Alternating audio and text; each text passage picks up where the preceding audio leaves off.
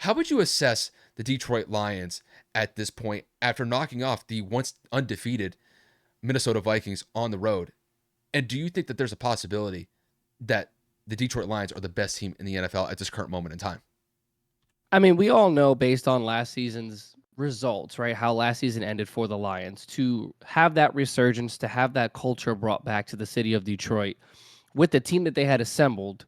This team was destined, as long as they kept the core together and made some additions to the secondary, which they did based on their GM and everything that they acquired this past offseason, that this team was 100% going to contend for a Super Bowl.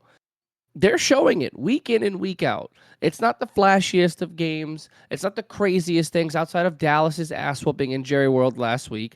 The Lions are just finding ways to get it done. They're beating teams that people continue to show that they have doubt for or continue to predict that they're better than. And this was just another week to where Dan Campbell and those guys were ready to go.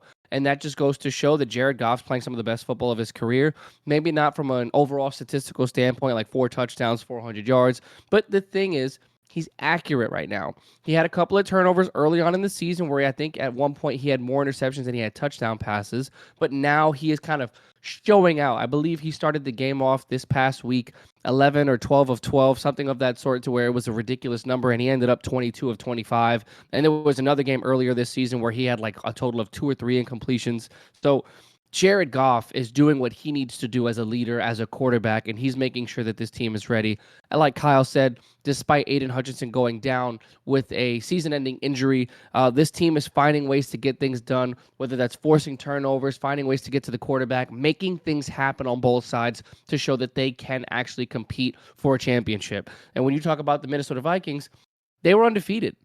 They were probably one of, if not the best team in football. That defense found a way to turn it around with Brian Flores coming in as that defensive coordinator, and they also found ways to get to Jared Goff. There were a couple times where they forced some fumbles. Obviously, Detroit was lucky enough to recover most of them, but on the opposite side to where Detroit was still allowing pressure, that offensive line was susceptible to some of the blitz packages that Brian Flores, we all know and love, that dials up. I mean, for someone that loves defensive games, he's a coordinator that's going to bring it to you every single time. So there was some competition. As Kyle said, this game went back and forth. It obviously started off with Minnesota jumping up to a 10-0 lead early on in the first quarter. But of course, what happens? Detroit goes on and responds with 21 unanswered points. And then, of course, Minnesota does not score in that second quarter. So again, great game. The NFC North is absolutely incredible. I would say more than likely I'm not going to weigh this as the Vikings being a bad football team as opposed to the Lions being a good football team. I think this was a division rivalry. This was to show people that the Lions were for real. This was also to show that it can be done within their division. And to be honest with you, this was a fantastic sign. Amon-Ra St. Brown had a great game. Jahmyr Gibbs had a great game. David Montgomery got hurt early on, but did return to this game.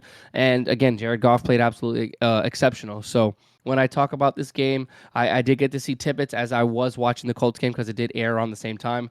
But overall, anytime I tuned in or flipped back or was in that quad box for Sunday Ticket or YouTube TV, this was a must-see game. And every time I tuned in, it was electric. So for the NFC North, this is great. For football, this is great. And obviously for the NFL rankings, this does shake things up just a little bit. But like Kyle said, by the end of the season, there could definitely be 3 playoff teams coming out of the NFC North.